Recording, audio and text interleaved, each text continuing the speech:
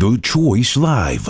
Iyo rero byose barabyubahirije isitega amategeko yaruzuye rero tuva mu by'ukuri kw'ibyo basabaga babyujuje kumva nta cyatuma n'abashyingira mwawurebye kugira ngo bakore ko leta yatezeho umuryango kuko tuzana mu ngingo ya 18 y'itegeko nshinga aho batugiraho umuryango ari umuzikamire w'imbaga y'abanyarwanda witerwa na leta igaciro umuryango. Uyu munsi mpuzamahanga bwakoze ku bushake bwanyu ntabwo twigeze tubashyiraho ntekereza ko ibyo mwakoze byose mwabikoze ku bwumvikane bwanyu mwabikoze ku bushake bwanyu rero ntekereza ko ubwo bushake bukomeza kubaranga kandi irangamimerere y'itegeko natanga uburenganzira aho waje ari umusore ari umugabo naho waje ari umukobwa aba umugore muri itegeko rivuga ko nk'ikimara gushyingirwa aha umugabo afite uburenganzira busesuye ku mugore we yemerewe kujyana bakabana. Urugo rero muri rutangire uyu munsi rwa mwembi itegeko rivuga ko mu byo mukora byose abageni bungurikire mu byo mukora byose mufite inshingano ba fotogarafe ubundi bari buze kubafotora ukurikire inyigisho. Ibyo mukora byose mufite inshingano nke zo kwita ku rugo rwanyu zo gusigasira isezerano ryanyu kugira ngo urugo rwanyu ruzakomere. Mu ngingo ya 26 y'itegeko nshinga bavuga ko gushyingirwa bwemerwa ari umugabo umwe n'umugore umwe bikore imbere y'umwanditsi w'irangamimerere. Uyu munsi rero ntabwo tugiye gukora kubahiriza amategeko kuri buze gutoza buri wese agiranye iganiro na mugenzi we aho nyuma yo kwakira iyo ganiro murabonye umwe muramuze uburenganzira bwo kubana muraba mwemerewe kubana ubuziraherezo. Nihuse noneho turebe ibirebana n'imbonezamubano ufite umugore n'umugabo babana. Dore munsi mugiye gushyingiranwa mu byo muzakora byose birabasaba yuko muzabana kandi neza. Kuko bisaba kutavuye by'amategeko mbonezamubano itegeko ry'umuryango ryavuguruwe ryasohotse kuri 28/8/2016 batubwira imibanire y'umugore n'umugabo umunsi ku wundi bafite uruhare rw'umugore n'umugabo kubaka umuryango uruhare rw'umugore n'umugabo kubyara no kurera uruhare rw'umugore n'umugabo mu gucungira umutungo w'abashakaniye impano n'izurugura bagasoza batubwira impamvu zituma abashakanye bashobora gutandukana. Abashakanye itegeko rivuga ko bagomba kubana neza. Inshingano yo kubana neza irabareba ibyo mukora byose buri wese arasabwa kubana neza mugenzi we ntitaye ku nshingano izo ari zo zose waba ufite. Iyo usirimo yego ariko ugeze mu rugo gerageza kubana neza mugenzi wawe. Urugo rero rutabanye neza ruhura n'ibibazo. Buri wese rero arasabwa kumvikana na mugenzi we mu byo bakora byose. Ubwumvikane ni ngombwa hagati y'umugore n'umugabo. Iyo ubwumvikane bubuze urugo rurasenyuka, urugo ruzaba amakimbirane. Ntekereza ko icyo umugore n'umugabo batumvikanyeho batakabaye bagikora, ahubwo babisubika kugeza igihe bagereye ku rwego rw'imyumvire imwe mwebwe ukabyumva kimwe. Mu nshingano z'abashakanye harimo kwizerana. Icyizere ni ngombwa, icyizere kivuze urugo rurasenyuka. Wese rero icyizere yagiriye mugenzi we akamwemerera ko babana, icyo cyizere cyakabaye gikomeza buri wese agaharanira kudakora amakosa yatuma mugenzi we amutakaza icyizere. Mu nshingano z'abashakanye harimo kubwizanya ukuri. Urugo rwubakiye ku binyoma ntiruramba, rurasenyuka.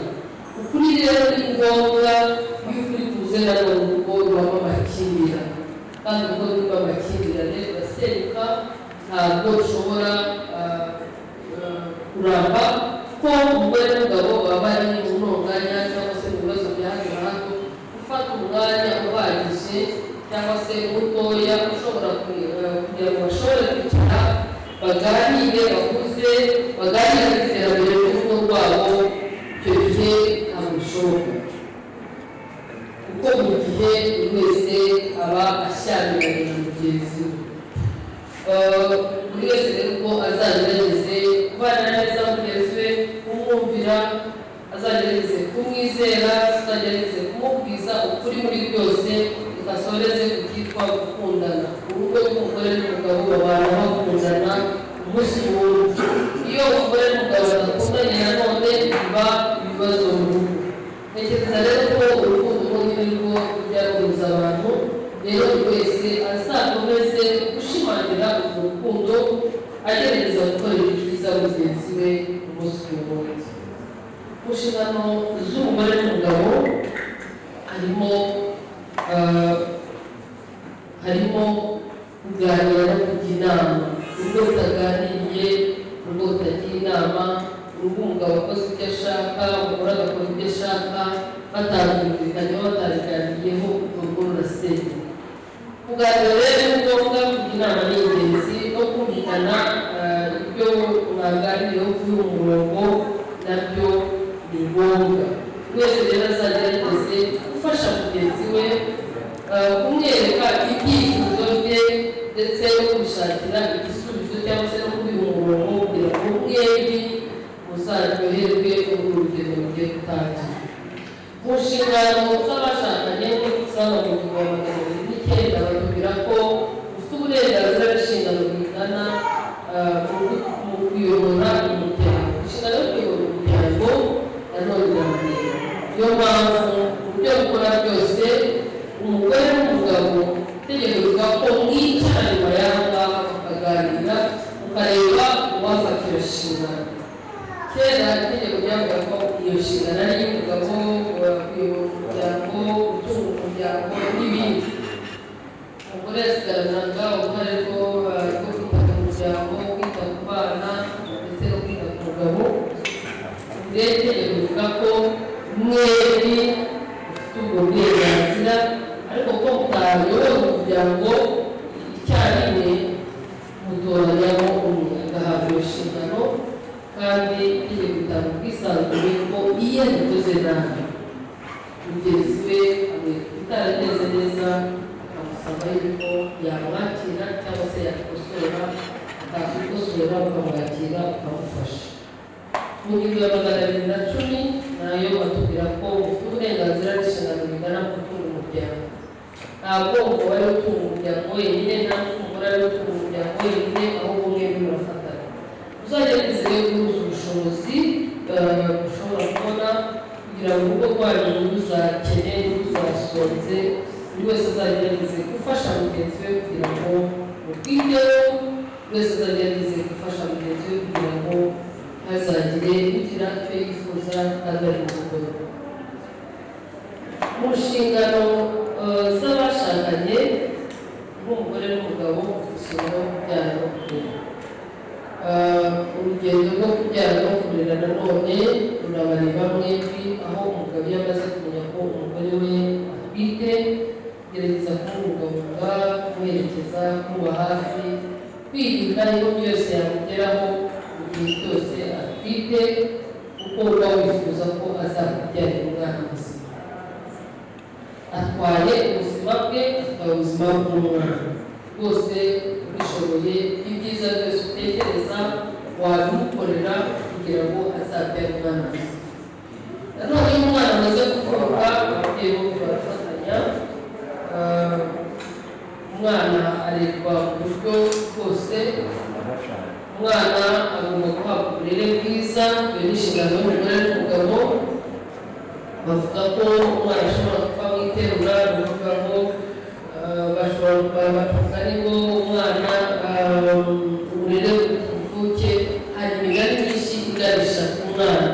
Bishatse kuvuga ngo umugore n'umugabo ibyo bakora byose kugerageza za nshingano zo kwita kuri wa mwana akiri mutoya azuzuza kugira ngo azakure neza, yaba uburere bw'umwana, yaba ubuzima. Iyo arwaye barafatikanya, iyo adafite ubuzima bwiza barafatikanya, iyo agejeje igihe cyo kwiga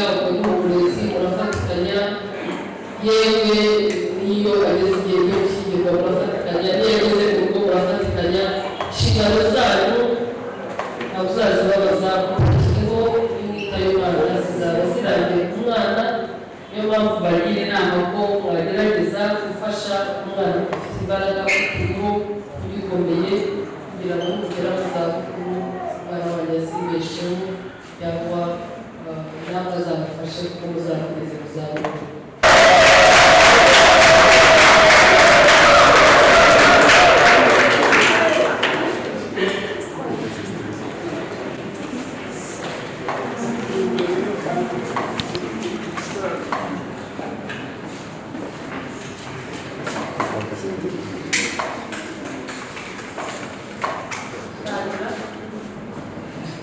yewe niyo nshuti ya Nick baje kumva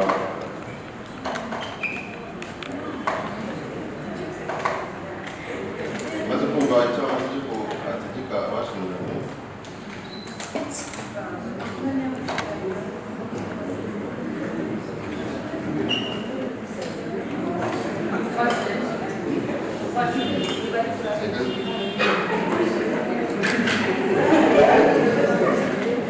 yewe iyo nshuti ya Nick maze kumva icyo amategeko ategeka abashinganye nemeye nagato ko wowe umugozi Shemusa umbera umugore ukazabana kuko twabwiyemeje kandi dukurikije uko amategeko ya Repubulika y'u Rwanda abiteganya.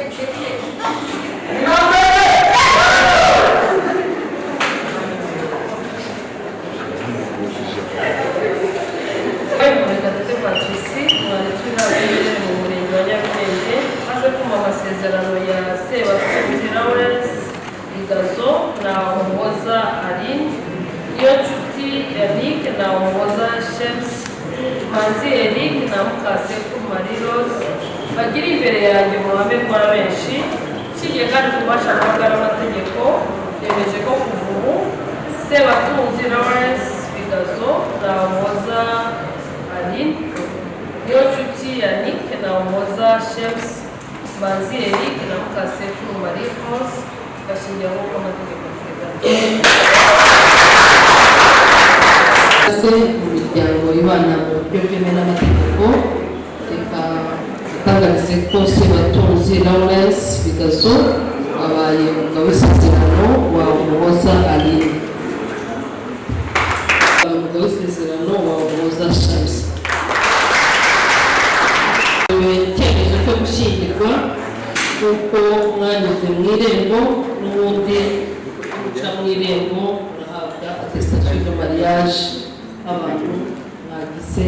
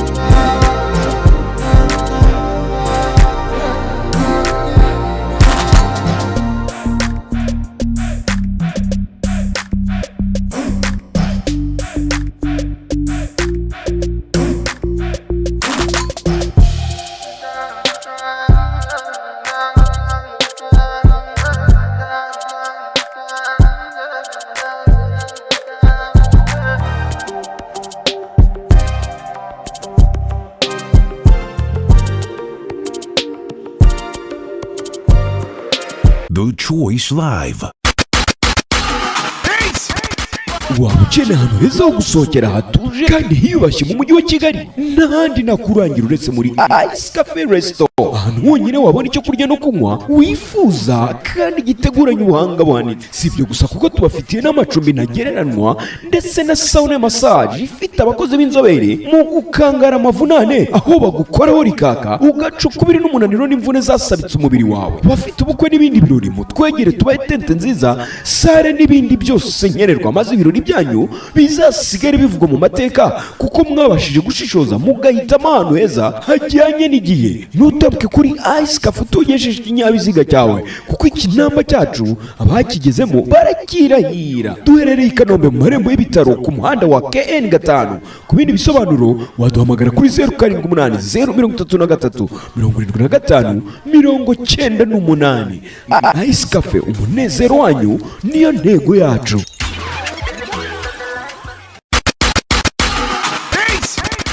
waba ukeneye ahantu heza ho gusohokera hatuje kandi hiyubashye mu mujyi wa Kigali n'ahandi nakurangira uretse muri Ice Cafe Resto, ahantu honyine wabona icyo kurya no kunywa wifuza kandi giteguranye ubuhanga buhanitse. Si ibyo gusa kuko tubafitiye n'amacumbi ntagereranywa ndetse na sauna massage ifite abakozi b'inzobere mu gukangara amavunane, aho bagukoraho rikaka ugaca ukubiri n'umunaniro n'imvune zasabitse umubiri wawe. Bafite ubukwe n'ibindi birori, mutwegere tubahe tente nziza, sare n'ibindi byose nkenerwa, maze ibirori byanyu bizasigare bivugwa mu mateka kuko mwabashije gushishoza mugahitamo ahantu heza hajyanye n'igihe. Nutabuke kuri Ice Cafe utugejeje ikinyabiziga cyawe kuko ikinamba cyacu abakigezemo barakirahira. Duherereye i Kanombe mu marembo y'ibitaro ku muhanda wa KN 5. Ku bindi bisobanuro waduhamagara kuri 078 033 75 98. Ice Cafe, umunezero wanyu niyo ntego yacu.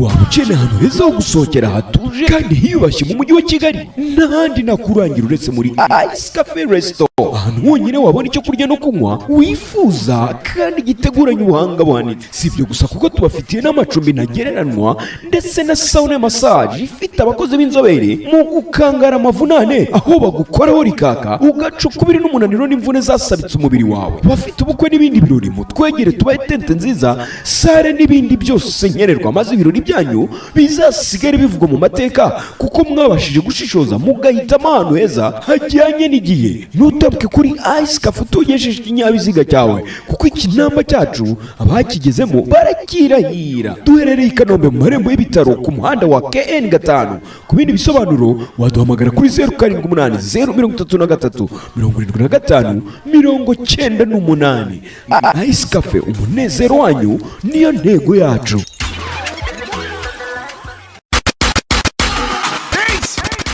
waba ukeneye ahantu heza ho gusohokera hatuje kandi hiyubashye mu mujyi wa Kigali n'ahandi nakurangira uretse muri Ice Cafe Resto, ahantu honyine wabona icyo kurya no kunywa wifuza kandi giteguranye ubuhanga buhanitse. Si ibyo gusa kuko tubafitiye n'amacumbi ntagereranywa ndetse na sauna massage ifite abakozi b'inzobere mu gukangara amavunane, aho bagukoraho rikaka ugaca ukubiri n'umunaniro n'imvune zasabitse umubiri wawe. Bafite ubukwe n'ibindi birori, mutwegere tubahe tente nziza, sare n'ibindi byose nkenerwa, maze ibirori byanyu bizasigare bivugwa mu mateka kuko mwabashije gushishoza mugahitamo ahantu heza hajyanye n'igihe. Nutabuke kuri Ice Cafe utugejeje ikinyabiziga cyawe kuko ikinamba cyacu abakigezemo barakirahira. Duherereye i Kanombe mu marembo y'ibitaro ku muhanda wa